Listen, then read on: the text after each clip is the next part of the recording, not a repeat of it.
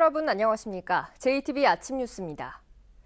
오늘 아침 최저기온은 전주 1도 등 영하 5도에서 영상 1도의 분포를 보이고 있습니다. 오늘은 춥겠고 아침 한때 서해안과 일부 내륙 지역에 약한 눈발이 날리겠습니다. 낮 최고 기온은 전주 2도 등 영하 1도에서 영상 2도에 머물겠고 찬바람이 강하게 불어 체감 온도는 더 낮겠습니다. 내일 저녁부터 모레 새벽까지는 3에서 8cm의 많은 눈이 내리겠습니다. 주말과 휴일에는 비가 내리겠습니다. 전주기상지청은 금요일까지 춥겠지만 주말에는 평년 기온을 되찾으며 날이 풀릴 것으로 내다봤습니다. 진안군이 가위박물관에 전시할 가위를 구입하는 과정에서 사실상 복노릇을 했다는 소식 이미 전해드렸죠. 가위값을 되돌려받아도 시원찮을 판에 진안군은 내년에도 이 가위박물관에 운영비를 지원하기로 했습니다. 더 큰 문제는 지원 자체가 규정에 어긋난다는 점인데 하원호 기자가 꼼꼼히 따져봤습니다. 가위박물관장이 인터넷으로 구입한 가위를 진안군은 몇 곱절 비싼 값을 주고 사들였습니다. 예산을 낭비한 게 분명하지만 진안군은 이미 지급한 가위값을 돌려받기 어렵다는 입장입니다. 환수는 어렵지 않느냐 그런 식으로 다 답변을 하시는 분이 있어서 현재로서는 환수가 어렵지 않나 그런 생각을 하고 있습니다. 억울할 법도 하지만 오히려 진안군은 내년 진안가위박물관 지원 예산으로 7,600만 원을 편성했습니다. 이 가운데 흉물 논란이 일고 있는 8m짜리 대형 가위의 기네스북 등재 수수료 3,500만 원, 가로등 설치비 2천만 원은 의회 예산심의 과정에서 삭감됐습니다. 하지만 전기요금과 유물관리용품 구입비 등 2,100만 원은 의회를 통과해 가위박물관에 지원됩니다. 아직 정상화 운영이 안 되는 상태에서 저것마저도 또 위탁자한테 내라고 할 수는 없는 상황이죠. 이런 지원이 가능한 걸까? 진안군은 지난해 가위 판매자인 이모 씨가 대표로 있는 세계 가위문화연구소와 가위박물관 위탁 운영 협약을 맺었습니다. 협약서를 살펴봤습니다. 위탁 운영에 따른 일체의 경비는 그러니까 수탁자인 세계 가위문화연구소가 부담해야 합니다. 또 운영에 필요한 제세 공과금 등 일체의 부담금 역시 수탁자가 부담하도록 규정돼 있습니다. 결국 진안군이 규정에도 어긋나는 예산을 편성했고 진안군 의회 역시 이런 예산을 그대로 통과시킨 겁니다. 진안군의 운영비 지원은 이번이 처음이 아닙니다. 박물관 개관에 맞춰 1억 7천만 원을 지원했는데 운영비 대부분을 박물관장 이 씨와 부관장인 이 씨 여동생의 급여로서 논란이 일었습니다. 유물 구입 과정에서 복노릇을 한 것도 모자라 세금으로 그것도 규정에 없는 운영비를 지원하는 진안군이 특혜 시비를 자초하고 있습니다. JTB 뉴스 하원호입니다. 최근 경찰이 전북도청 공무원의 비리 의혹과 관련해 감사관실과 관련 업체 4곳을 동시에 압수수색했습니다. 자신이 알고 지내던 특정 업체들이 자치단체와 계약할 수 있도록 도와준 혐의를 받고 있는데요. 압수물 분석이 한창이어서 수사가 어디까지 확대될지 주목됩니다. 정원익 기자입니다. 지난 8일 경찰은 전북도청 감사관실 공무원 A씨 사무실과 자택 등을 압수수색했습니다. 고창의 한 농공단지에 있는 이 업체를 비롯해 모두 4개 업체도 압수수색 대상에 포함됐습니다. 어디서 왔다 갔다 하는 얘기는 들었어요. 제가 현장 그때 정읍 현장 갔다가 들어오고 나서 토목공사 등 전라북도와 시군 사업의 원가 심사를 맡고 있는 A씨는 자치단체를 통해 한 업체의 공사 설계가 들어오면 이 설계를 특정 업체에 넘긴 것으로 알려졌습니다. 이를 통해 특정 업체가 이 설계와 비슷하게 재설계를 하면 해당 자치단체와 계약할 수 있도록 도왔다는 겁니다. 경찰은 이 과정에서 A씨가 자치단체 공무원들과 결탁했는지, 특정 업체로부터 돈을 챙겼는지 등을 조사하고 있습니다. 압수수색을 당한 업체 4곳 가운데 2곳은 고창에 있는데 A씨 역시 고창 출신이란 점도 주목할 만한 부분입니다. 이 가운데 한 업체는 석 달 전 고창 갯벌 생태지구에 놀이시설을 설치하는 사업으로 고창군과 5억 4천만 원의 수의 계약을 한 것으로 확인됐습니다. 놀이대죠. 처음 놀이대. 그 미끄럼틀이 있고 놀이시설이에요, 놀이시설. 높이가 한 13m 정도 되겠죠. A씨를 불구속 입건한 경찰은 압수한 자료들을 분석한 뒤 관련 공무원과 업체 관계자들을 소환할 예정입니다. 연루된 자치단체와 업체들이 적지 않은 가운데 이번 수사가 어디까지 확대될지 관심을 모으고 있습니다. JTB 뉴스 정원익입니다. 5살 고준희 양이 실종된 지 벌써 한 달이 지났습니다. 지난주 경찰이 공개 수사로 전환했지만 여전히 고양의 행방을 찾을 만한 단서는 나오지 않아 사건이 장기화할 것으로 우려됩니다. 나금동 기자입니다. 119 구조대가 수중 카메라를 동원해 저수지에서 수색 작업을 벌이고 있습니다. 발달 장애를 앓고 있는 5살 고준희 양이 실종된 지 한 달이 지나도록 소식이 없자 범죄에 연루됐을 가능성도 배제할 수 없기 때문입니다. 그 아동 저수지하고 근접한 곳이라 혹시나 유기하지 않았을까라고 경찰이 추측해서 저희는 이제 경찰 협조 요청하에 주변을 탐색하게 되는데 실종 신고가 발생 3주 만에 들어와 수사에 어려움을 겪자 경찰은 지난 15일 공개 수사로 전환한 뒤 수사와 함께 수색 작업을 확대하고 있습니다. 경찰 수사는 공개 수사로 전환됐지만 실종 당일 고양의 행적을 파악할 만한 단서는 발견되지 않으면서 수사는 난항을 겪고 있습니다. 비슷한 어린이를 봤다는 전화는 확인 결과 오인 신고였고 나머지는 수사에 별다른 도움이 되지 않는 내용들이었습니다. 경찰은 고양의 아빠와 새엄마 이모 씨가 말다툼을 벌인 날 이 씨의 친정에 살고 있던 고양이 실종된 점에 주목하고 있습니다. 고양의 아빠와 새엄마는 거짓말 탐지기 조사를 받았고 외할머니는 거부하고 있습니다. 경찰은 모든 가능성을 열어두고 수사하고 있다고 밝혔습니다.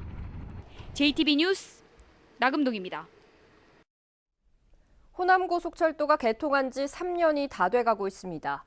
다른 시도에선 분주하게 움직이면서 새 KTX역과 노선을 추가하며 성과를 내고 있지만 전북만 손을 놓고 있는 모양새입니다. 송창용 기자입니다. KTX 익산역과 공주역 중간 지점에 논산 훈련소역이 생길 것으로 보입니다. 내년 국가 예산에 설계비 30억 원이 반영된 것입니다. 훈련소를 찾는 훈련병과 가족의 편의, 그리고 지역 발전을 위해 꼭 필요하다는 대전 충남권의 요구를 정부가 받아들인 결과입니다.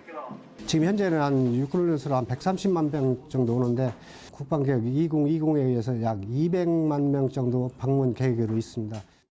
광주 전남권은 호남고속철도 2단계를 무안공항으로 경유시키는 데 성공했습니다. 늘어난 예산만 1조 원에 이릅니다. 기본계획 변경 고시를 위한 행정 절차를 조속히 이행을 하고요. 18년 중으로 기본계획을 완료해서 20년에는 착공하도록 하겠습니다. 반면 2015년 4월 호남고속철도가 개통한 뒤 전북에는 변화가 거의 없습니다. 익산역과 정읍역 사이에 혁신역을 만들자는 얘기가 나왔지만 전라북도의 어정쩡한 태도 속에 논란만 계속되고 있습니다. 수서발 KTX의 전라선 운행 요구도 받아들여지지 않으면서 전라선 이용객은 KTX 이용에 여전히 불편을 겪고 있습니다. 고객들이 항상 와서 기다려야 되고 또 시간대에 맞춰서 나와야 되고 그런 불편이 없지 않아 많아요. KTX 시간이 좀 많았으면 좋겠어요. 전북이 소극적으로 나서면서 고속철 활용 경쟁에서 계속 뒤처지는 것은 아닌지 우려가 커지고 있습니다. JTB 뉴스 송창용입니다. 자율형 사립고의 지정 취소 권한이 시도교육감에게 이양될 것으로 보입니다. 김승환 교육감은 자사고 운영에 매우 부정적인데요. 앞으로 재지정 심사가 강화되고 취소로까지 이어질 가능성이 높아 보입니다. 조창현 기자입니다. 김상곤 교육부 장관은 자사고의 지정과 취소에 대한 교육부 동의 절차를 폐지하겠다고 밝혔습니다. 한마디로 자사고 지정과 취소 권한을 시도교육감에게 넘긴다는 얘기입니다. 권한이 이양되면 자사고 재지정 기준부터 강화될 것으로 보입니다. 평가 기준 점수가 상향 조정되고 분야별 평가도 깐깐하게 이루어질 것으로 전망됩니다. 상산고와 익산 남성고, 군산 중앙고 등 도내 3곳의 자사고는 2, 3년 뒤 재지정 심사를 받습니다.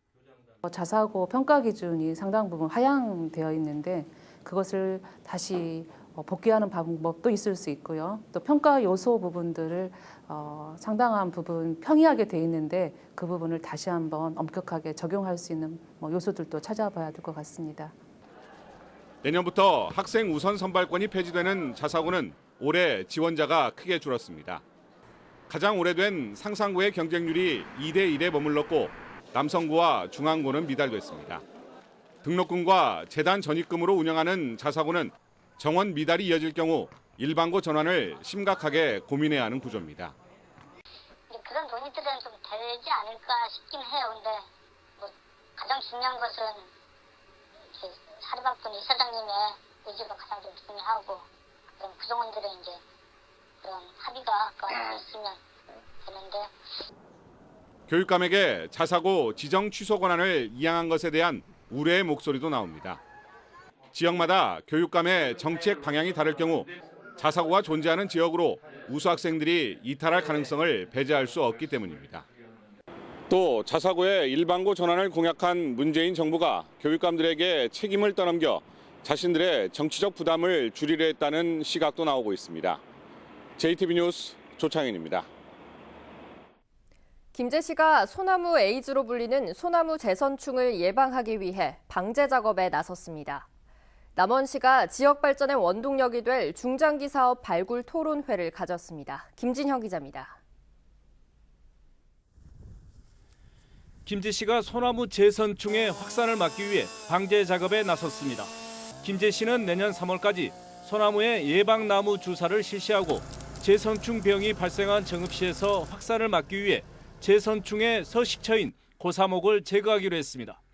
예방나무 주사 및 고사목 등 제거를 실시하여 2018년 청정지역 선포를 목표로 최선을 다하도록 하겠습니다. 남원시가 지역 발전을 이끌어갈 중장기 사업 발굴 토론회를 가졌습니다. 남원시는 130여 개 중장기 제한 사업이 전문가의 자문을 거쳐 추진될 수 있도록 힘을 모으기로 했습니다. 오늘 토론을 통해서 우리 지역의 주요 사업들을 발굴해가지고 앞으로 우리 남원 발전을 해가는데 역점적으로 저렇게 추진해갈 계획입니다.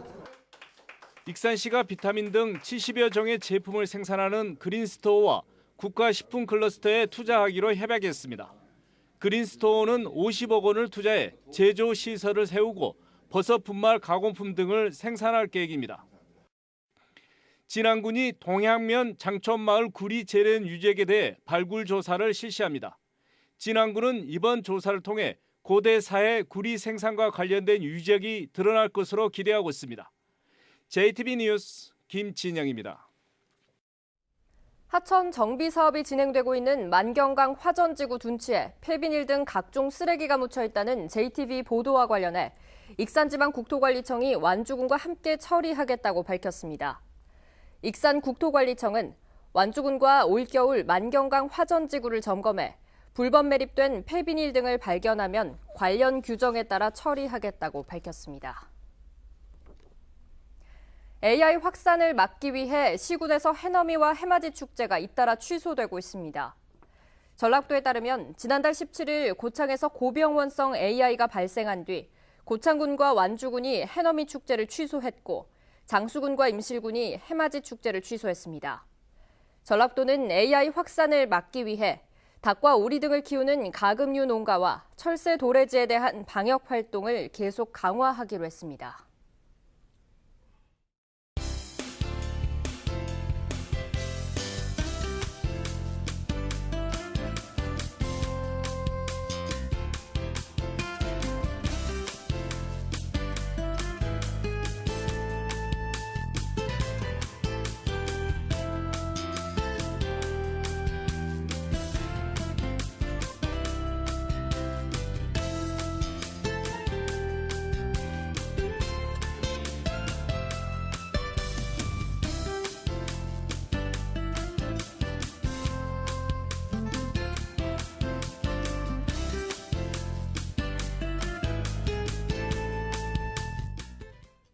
JTB 아침 뉴스를 마칩니다. 함께해 주신 여러분 고맙습니다.